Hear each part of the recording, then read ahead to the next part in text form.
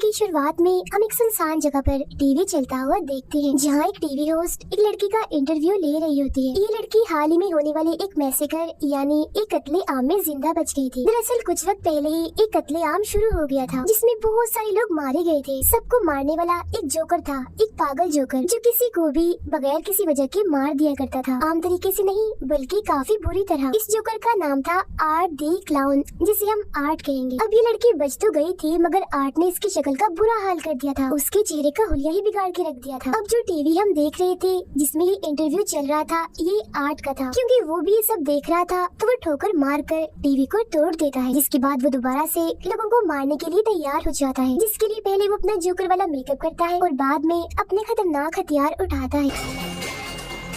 TV host interview के बाद अपने दोस्त से फोन पर बातें करने लगती है। वो बता रही थी कि जो लड़की आज आई थी वो बहुत ही बदसूरत थी। उसका ये कहना ही था, तभी उसे अपने पीछे हलचल होती हुई महसूस होती है। वो चेक करने जाती है, लेकिन वहाँ पर कोई नहीं था। फिर तभी अचानक से वो इंटरव्यू वाली लड़की आती है और उस होस्ट की आंखों में उंगलियां घुसा कर उसकी आंखें फोड़ देती है। फिर वो उसके चेहरे का यूलिया बिगाड़ कर उसे जान से मार डालती है। उसने ऐसा इसीलिए किया था क्योंकि उस जोकर यानी आर्ट ने जब से उस पर हमला किया था, तो वो बिल्कुल पागल हो गई थी। अब हम दो लड़कियों को देखते हैं जो एक दूसरे की काफी अच्छी दोस्त थी। इनमें एक लड़की का नाम तारा होता है। ये एक पार्टी से वापस लौट रही होती है और वो पार्टी थी हेलोवीन पार्टी। तो जाहिर है आज रात है हेलोवीन की रात। हेलोवीन दरअसल एक ऐसा त्योहार है जिसमें लोग अलग अलग तरह के कपड़े और मास्क लगा के फिरते हैं और आर्ट भी हेलोवीन पर ही निकलता है, एक के बाद एक शिकार करने के लिए। जब ये दोनों बातें कर रही थी, तो आर्ट भी इनके पास से गुजर रहा था, जिसकी नजर इन दोनों पर पड़ जाती है। उसे देख तारा की दोस्त उससे मजाक करने लगती है, मगर अगले ही पल वो गायब हो जाता है। वो अब एक पिज्जा की दुकान पर आती है, जहाँ आर्ट भी इनके पीछे पीछे आ जाता है। अंदर आते ही वो तारा को घूरने लगता है। ये चीज तारा को काफी अजीब लगती है, मगर उसकी दोस्त तो जाकर आर्ट के साथ तस्वीरें बनाने लगती। अब ये चीज भी उसे बिल्कुल पसंद नहीं आती। आर्ट एक मशीन से अंगूठी निकाल कर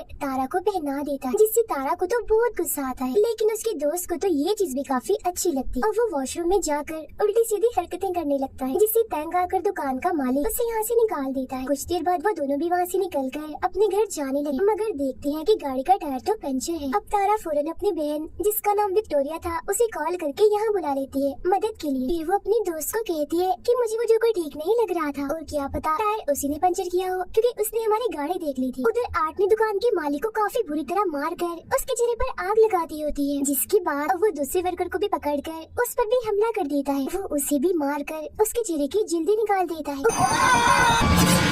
उधर तारा को वॉशरूम जाना था, मगर यहाँ आसपास कोई वॉशरूम नहीं था। तब उसकी नजर सामने एक बिल्डिंग पर पड़ती है, जहाँ से गार्ड बाहर आता है। तारा उसके पास जाकर यहाँ का वॉशरूम इस्तेमाल करने की इजाजत मांगती है, मगर वो इनकार कर देता है कि मैं यहाँ काम करता हूँ, तो मेरी नौकरी खतरे में पड़ सकती है। जिस पर तारा कहती है कि इतनी रात हो गई है, किसी को क्या पता चलेगा कि आपका वॉशरूम इस्तेमाल हुआ है। अब थोड़ा और कहने पर वो मान जाता है और उसे अंदर ले आता है। वो उसे वॉशरूम के बाहर छोड़कर चला जाता है। गाड़ी में बैठी तारा की दोस्त को खबरों से पता चलता है कि पिज्जा शॉप की मालिक और एक वर्कर की मौत हो गई है, और उन्हें मारने वाला एक जोकर जैसा दिखने वाला आदमी है, जिसने अपने हाथ में एक बैग भी पकड़ा हुआ था। अब ये जानकर वो समझ जाती है कि ये काम उसी जोकर आर्ट का है। तभी गाड़ी में तारा आकर बैठ जाती है, और जब वो इस सब के बारे में उसे बताने के लिए तारा की तरफ देखती है, तो पता चलता है कि तारा नहीं बल्कि आर्ट है। तारा जब गाड़ी की तरफ वापस आ रही थी, तो उसे एक बच्चे की रोने की आवाज आती है।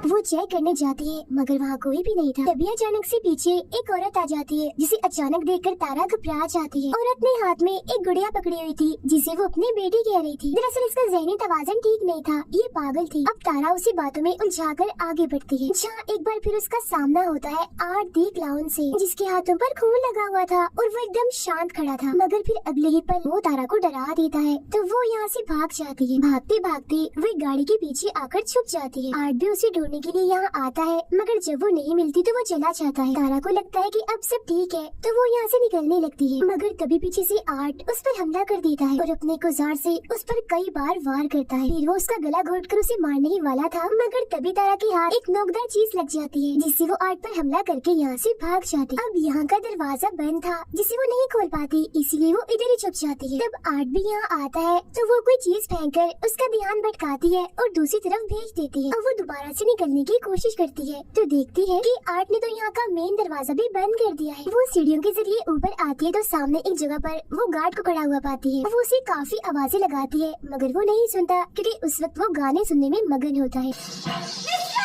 अब उसकी आवाज सुनकर आर्ट वहाँ आ जाता है और पीछे से उसे पकड़कर गले में इंजेक्शन लगाकर बेहोश कर देता है। अगले सीन में जब तारा को होश आती है तो वो खुद को एक कुर्सी पर बंधा हुआ पाती है। उसके मुंह पर भी टेप लगी हुई थी। उसके पास ही में आर्ट भी बैठा होता है और जब वो देखता है कि तारा को होश आ गई है तो वो उसे अपने हथियारों से डराने लगता है। फिर वो लाता है एक आरी और सामने का पर्दा हटाता है जहाँ उसने तारा की दोस्त को उल्टा लटकाया हुआ था, क्योंकि गाड़ी में जब वो उसके साथ आकर बैठा था तो उसने तभी उसे पकड़ लिया था। अब वो यहाँ बेरहमी की सारी हदें ही पार कर देता है। वो आरी से उसका पेट ही काट कर 2 हिस्सों में बांट देता है। अपने दोस्त का इतना बुरा हाल देखकर तारा की तबीयत भी खराब होने लगती है, मगर फिर वो हिम्मत करती है और काफी कोशिश करने के बाद खुद को छुड़वा लेती है। वो उसी के हथियार से आर्ट पर हमला करके यहाँ से भाग जाती है। आर्ट भी उसके पीछे पीछे जाकर ढूंढने लगता है, मगर वो पीछे से आकर एक बार फिर उस पर हमला कर देती है। वो उसे काफी देर तक मारती रहती है।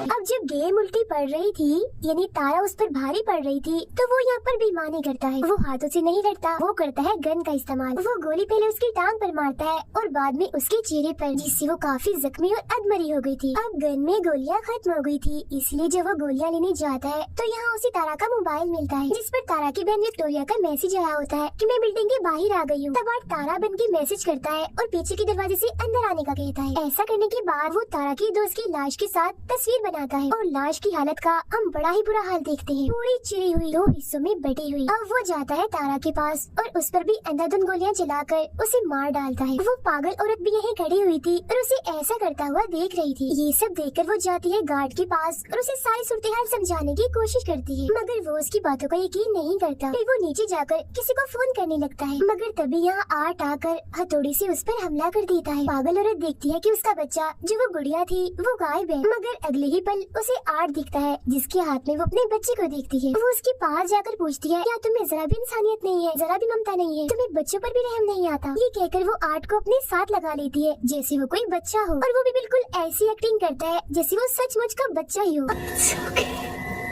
विक्टोरिया भी अंदर आ गई थी और वो तारा को फोन करती है, तो बेल की आवाज जब अंदर से आती है तो वो वहाँ चेक करने जाती है। अंदर आकर तो उसके होश उड़ जाते हैं, क्योंकि वहाँ वो तारा की दोस्त की कटी हुई लाश देखती है। तभी उसे एक लड़की की आवाज सुनाई देती है। विक्टोरिया समझती है कि ये तारा है, इसीलिए वो चेक करने जब नीचे जाती है तो वहाँ एक औरत को जमीन पर देखती है जो रेंग रही थी, क्योंकि काफी जख्मी थी। वो तारा समझकर उसके पास जाती है, मगर तभी उसकी नजर वहाँ पड़े उस पागल औरत पर जाती है। वो भी काफी जख्मी थी, क्योंकि आर्ट ने उसके सीने और सर को काट के बुरा हाल कर दिया था। उसकी हालत बस मरने ही वाली थी। अब यहाँ सवाल ये आता है कि पागल औरत तो इधर ही है, तो ये कौन है जो विक्टोरिया के सामने पड़ी हुई है अपना सर नीचे करके? और फिर तभी हम जान पाते हैं कि ये और कोई नहीं बल्कि आर्ट है, जो उसे अपने जाल में फंसाने के लिए यहाँ औरत का भेष बनाकर लेटा हुआ था। वो उस पर भी हमला कर देता है, मगर विक्टोरिया जैसे तैसे करके अपनी जान बचाकर यहाँ से निकल जाती है। वो ऊपर जाकर एक अलमारी में छुप जाती है। तभी यहाँ आर्ट भी आ जाता है, जो ये जान चुका था कि वो अलमारी में छुपी है, मगर इससे पहले वो विक्टोरिया के साथ कुछ करता उसे हॉर्न की आवाज आती है, जिसे चेक करने के लिए वो यहाँ से निकल जाता है। बाहर दरअसल आया था उस गार्ड का साथी जिसे अंदर आना था। वो कारपेट हटाता है तो वहाँ चाबी पड़ी हुई थी। तब दरवाजा खोलकर वो अंदर आ जाता है। वहाँ उसे खून के निशान दिखते हैं, जो जाहिर है काफी अजीब था, मगर इससे पहले वो कुछ समझ पाता आर्ट पीछे से आकर एक नोकदार चीज से उसके सर पर वार कर देता है। फिर वो उसका गला काट कर धड़ से ही अलग कर देता है।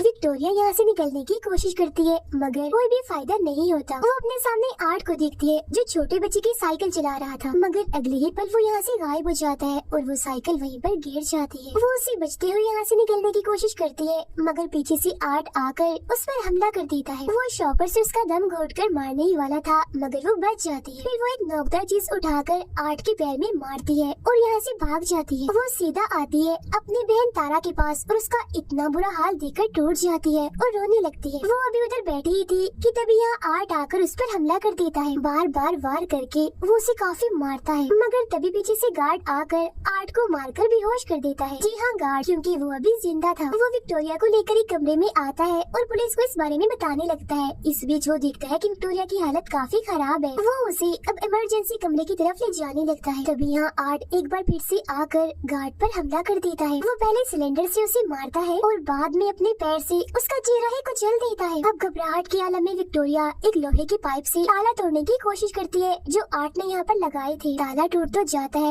मगर इसका कोई फायदा नहीं था क्योंकि आर्ट उसके काफी करीब आ गया था और फौरन उसे पकड़कर मारने लगता है। मगर तभी विक्टोरिया उसकी आंख में एक चीज घुसाकर यहाँ से भाग जाती है। वो भागकर गिराज में आती है मगर आर्ट इधर भी पहुँच जाता है, लेकिन क्योंकि यहाँ ताला लगा हुआ था इसीलिए वो अंदर नहीं आ पाता।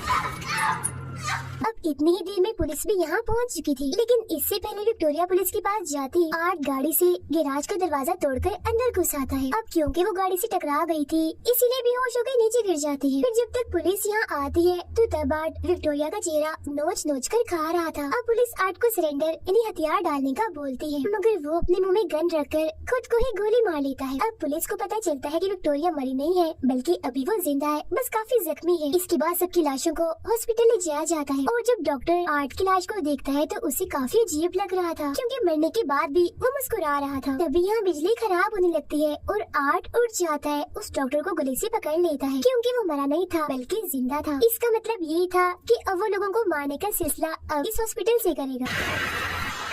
अब कुछ वक्त गुजरता है और हम विक्टोरिया को देखते हैं जो आखिरकार आर्ट का शिकार होने से बच गई। कल उसे इंटरव्यू के लिए भी जाना है और इन्हीं बाद हम उसका चेहरा देखते हैं जो काफी भयानक दिख रहा था, जो बिल्कुल वैसा दिख रहा था जैसा इंटरव्यू वाली लड़की का था। अब यहाँ ये राज खुलता है कि विक्टोरिया ही असल में वो लड़की है जो शुरुआत में इंटरव्यू दे रही थी, जिसके बारे में कहा था कि एक मैसे घर में बची है और एक जोकर ने ही सभी को मारा था। अब यहाँ सवाल ये उठता है कि आर्ट ने अपने सर पर गोली मारी थी मगर वो नहीं मरा, आखिर क्यों? क्योंकि दरअसल अभी तक जितने भी लोगों ने उसे मारने की कोशिश की उन सबको ही मौत के घाट उतरना पड़ा। अब यहाँ ये चीज क्लियर नहीं हुई कि क्या उसे मारा जा सकता है या नहीं। हो सकता है कि उसे मारा जा भी सकता हो। तो अब ये जानने के लिए हम आगे बढ़ते हैं जहाँ हम आर्ट को उसी हॉस्पिटल में देखते हैं जब उसने डॉक्टर को पकड़ लिया था। वो डॉक्टर को मारकर काफी जख्मी कर देता है और लगातार उसके पीछे पड़ा हुआ था। डॉक्टर खून में लथपथ था और वो रेंगता हुआ बाहर आता है और पुलिस को कॉल कर देता है मगर उस बेचारे की तो आवाज ही नहीं निकलती क्योंकि आर्ट ने उसके गले पर वार किया था। उसे और दर्द देने के लिए वो उसकी आँख निकाल कर पहले उसके साथ खेलता है और बाद में उसे अपनी फूटी हुई आँख की जगह लगा लेता है। अब वो उसे और मारता है और आखिरकार उसका सर ही चीर कर उसे बड़ी भयानक मौत देता है। अब वो जाता है एक लॉन्ड्री में जहाँ एक आदमी सो रहा था। वो अपने कपड़े धोने के लिए मशीन में डालता है और फिर तभी यहाँ वो एक अजीब सी बच्ची को देखता है जो बिल्कुल उसकी तरह ही पागल और हद से ज्यादा अजीब थी। बिल्कुल आर्ट जैसी हरकतें कर रही थी और तो उसने अपना मेकअप भी आर्ट जैसा ही किया हुआ था। दोनों एक दूसरे को देखकर काफी खुश हो जाते हैं और साथ में खेलने लगते हैं। तभी वो आदमी जाग जाता है और देखता है कि आर्ट अकेला ही तालियां बजा रहा है, मतलब कि वो बच्ची सिर्फ आर्ट को ही दिखाई दे रही। अब आर्ट अपने कपड़े पहनकर यहाँ से जाने लगता है जहाँ उसने उस आदमी को भी मार दिया होता है उसके सर में चाकू घुसाकर। इसके बाद हमें दिखाई जाती है एक लड़की जिसका नाम सियाना है। वो अपने लिए एक खास किस्म का परियों वाला सूट बना रही थी क्योंकि कल ही है हेलोवीन। अब सियाना अपने मोम और भाई के साथ खाना खा रही थी जहाँ उसका भाई कहता है कि मैं कल हेलोवीन में आर्ट जैसे कपड़े पहनूंगा, जिस पर सियाना और उसकी मोम मना कर देती है कि नहीं, आर्ट अच्छा जोकर नहीं है। उसने पिछले साल 9 से 10 लोगों की जान ली थी बड़ी बेरहमी से। खाना खाने के बाद सियाना अपनी मोम से अपने भाई के बारे में बात कर रही होती है कि वो काफी अजीब होता जा रहा है। He was looking up serial killers. साथ ही इनकी बातों से हमें पता चलता है कि सियाना के डैड अब नहीं रहे। सियाना का भाई इंटरनेट पर आर्ट के बारे में सर्च कर रहा था और जितने लोगों को उसने मारा था वो सबके बारे में बड़े गौर से पढ़ रहा था। इसके बाद वो अपनी बहन सियाना के पास आता है और पूछता है कि क्या वो जोकर आर्ट अभी होगा, क्योंकि उसकी लाश नहीं मिली थी। जिस पर वो कहती है आर्ट मर चुका है और अगर ना भी मरा हुआ तो कम से कम वो यहाँ नहीं आएगा। इसके बाद सियाना एक टीवी शो देखते देखते सो जाती है जहाँ वो जैसे सपना देखती है तो फौरन ही वो उस टीवी शो में पहुँच जाती है। इधर वो भी किसी बच्चे की तरह ही बनी हुई थी और उसके साथ वाले सारे बच्चे काफी एंजॉय कर रहे थे। यहाँ एक बच्चा आर्ट क्रिस्पीज नाम की एक चीज खा रहा था जो कोई खाने के लायक चीज नहीं थी बल्कि उसमें डाले हुए थे टूटे कांच के टुकड़े, प्लेट्स और कीड़े मकोड़े। फौरन ही वहाँ पर आ जाता है आर्ट दी क्लाउन और सबको गिफ्ट देने लगता है, लेकिन वो सियाना को बड़ी ही गंदी चीज देता है, एक बर्तन जिसमें धड़कते हुए दिल के साथ कुछ सांप और गोश्त था, जिसे देखकर उसे काफी बुरा लगता है। फिर वो अपने बैग से बंदूक निकाल कर अंधाधुंध गोलियां जलाकर सभी बच्चों को मार देता है। इस बीच सियाना भी जख्मी हो गई थी मगर जिंदा थी। वो आगे बढ़ती है तो आर्ट उस पर आग फेंकता है, तो वो एक बॉक्स में से तलवार निकाल कर आगे कर देती है, जिससे आग उसका कुछ बिगाड़ नहीं पाती। असल में ये तलवार काफी ताकतवर थी जो सियाना को उसके डैड ने दी थी। अब इतना भयानक सपना देखकर वो डरते हुए अचानक से जाग जाती है और देखती है कि सच में उसके सामने वाले टेबल और टीवी पर आग लग चुकी है। तब उसकी मॉम जल्दी से यहाँ आकर आग बुझाती है। सब कुछ नॉर्मल होता है तो सियाना की मॉम उससे पूछती है कि तुमने जलती हुई मोमबत्तियाँ टेबल पर क्यों छोड़ी, जिस पर वो कहती है मॉम मैंने तो मोमबत्तियों को जलाया तक नहीं था। सियाना अपने कमरे में जाकर उस तलवार को देखती है, जी हाँ वो बिल्कुल ठीक पड़ी थी, उसे कुछ भी नहीं हुआ था। उधर आर्ट हेलोवीन की तैयारी कर रहा था, मतलब वो तेजधार हथियार बना रहा था मैसेकर करने के लिए। वो अजीब बच्ची जिसके साथ ही टीवी चलाती है और वो ही शो देखने लगती है जिसमें टीवी होस्ट विक्टोरिया का इंटरव्यू ले रही थी, जिसके बाद हमने देखा था कि आर्ट ने ठोकर मारकर टीवी तोड़ दिया था। तो यहाँ भी वो ऐसा ही करता है क्योंकि ये वही सीन है। स्कूल में सियाना का भाई और उसके दोस्त एक मरे हुए चूहे को देख रहे थे, तभी यहाँ टीचर आती है और तीनों को डांट कर क्लास में जाने का कहती है। क्लास खत्म होने के बाद जब सियाना का भाई नीचे आता है तो वो अपने सामने पाता है आर्ट और उस अजीब बच्ची को जो उस मरे हुए चूहे के साथ खेल रही थी। उन्हें देखकर वो डरने लगता है, तभी उन दोनों की नजर भी उस पर पड़ जाती है, जो देख डरते हुए वो यहाँ से भागने लगता है। मगर रास्ते में ही एक टीचर उसे देख लेती है और वो उसे रोकने की कोशिश करती है मगर वो नहीं रुकता। तब चेक करने के लिए वो टीचर जब अंदर जाती है तो जमीन पर मरे हुए चूहे को देखती है, जो देख उसे लगता है कि ये काम जरूर सियाना के भाई का ही है। सियाना को हम अपने दोस्तों से बातें करते हुए देखते हैं जहाँ वो आर्ट की बातें कर रही थी और ये भी कि उस भयानक दिखने वाली विक्टोरिया ने टीवी होस्ट की आंखें फोड़ दी। अब ये सारी बातें सुनकर सियाना को काफी अजीब सा महसूस होने लगता है और वो यहाँ से उठकर चली जाती है। उसकी दोस्तें भी उसके पास आकर पूछती है कि आखिर बात क्या है, तुम इतनी घबराई हुई क्यों हो। जो सुन सियाना उन्हें अपने सपने के बारे में बताती है, साथ ही वो काफी डरी हुई भी थी। अगले दिन वो अपने दोस्त के साथ हेलोवीन की शॉपिंग करने चली जाती है। उसके दोस्त को कॉल आ जाती है जो सुनने वो बाहर चली गई थी। तब बदकिस्मती से वहाँ आ जाता है आर्ट द क्लाउन। तब सियाना उससे बचते हुए ऊपर चली जाती है और कुछ खरीदने की एक्टिंग करने लगती है, लेकिन मुसीबत वो अपना बैग तो नीचे ही भूल गई थी जिसमें पैसे रखे थे। तब पलक झपकते ही आर्ट उसका बैग लेकर आता है तो वो पैसे देती है, लेकिन यहाँ आर्ट उसे परेशान करने का तंग करने का कोई मौका नहीं छोड़ता। मगर सियाना अभी भी इस सोच में है कि ये सच में आर्ट ही है या कोई उसके साथ मजाक कर रहा है। पर इसके बाद वो यहाँ से चली जाती है। उसके जाते ही आर्ट दुकान बंद कर देता है, मतलब वो टैग जिस पर दुकान खुली लिखा था वो उसे पलटकर बंद की तरफ कर देता है। इसके बाद वो अपने लिए एक छोटा सा बाजा खरीदता है, मगर पैसे देने की बजाय वो अपने हथियार बाहर निकालने लगता है, जो देख दुकानदार को गुस्सा आ जाता है और वो आर्ट को बातें सुनाने लगता है। तब उसका मुंह बंद करने के लिए आर्ट पहले उसके सर पर बोतल से मारता है और बाद में उसकी आंख में एक मोटी चीज घुसा देता है। इस सबसे भी जब उसका दिल नहीं भरता तो पहले वो बड़े से चाकू से उसके सर पर वार करता है और बाद में उसके गले पर मारकर जिस्म से ही अलग कर देता है।